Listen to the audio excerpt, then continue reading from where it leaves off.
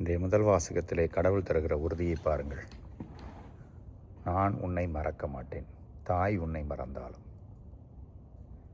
பதிலுரை பாடலிலே ஆண்டவர் கனிவும் இரக்கமும் உடையவர் என்று அந்த திருப்பாடலின் ஆசிரியரோடு சேர்ந்து கடவுளுடைய இரக்கத்தையும் கருணையையும் வெளிப்படுத்தி செபித்தோம். நற்செய்தி வாசகத்திலே ஆண்டவர் இயேசு தனக்கும் தந்தைக்கும் உள்ள உறவையும் தந்தையினுடைய செயலை தான் நாம் செய்வதாகவும் மிக சிறப்பாக தன்னை எதிர்த்த பரிசேயர்களுக்கு தெளிவிக்கின்றார். இயேசுனுடைய எல்லா செயலும் அப்படிதான். அவர் கடவுள், கடவுளிடமிருந்து தான் தந்தையாகி கடவுளிடமிருந்து பெற்றுக்கொண்டதை நமக்கு தருகிறார். நான் பெறுகிற மீட்பும் இதுதான். இதெல்லாம் சரிதான், உண்மைதான். ஆனால் நம்முடைய தவறுகளோடோ பலவீனங்களோடோ நோயோடோ பிரச்சனைகளோடு போராடி கொண்டிருக்கிற பொழுது இந்த உறுதியை நாம் நம்ப வேண்டும், இந்த உறுதியை நாம் ஏற்றுக்கொள்ள வேண்டும், அதை உணர வேண்டும், அதற்குரிய பக்குவம் வேண்டும்.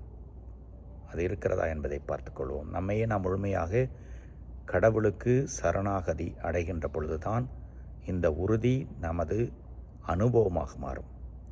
இல்லை என்றால் கடவுள் என்னை கைவிட்டு விட்டார், கடவுள் எங்கே இருக்கிறார் என்ற கேள்வியை தான் நாம் கேட்டுக்கொண்டே இருப்போம். நான் மறவேன் என்பதுதான் கடவுளுடைய உறுதி. அது நம்முடைய துன்பத்திலும் வேதனையிலும் சில நேரங்களில் பாவ இயல்புகளோடு போராடி கொண்டிருக்கிற பொழுதும் உண்மை.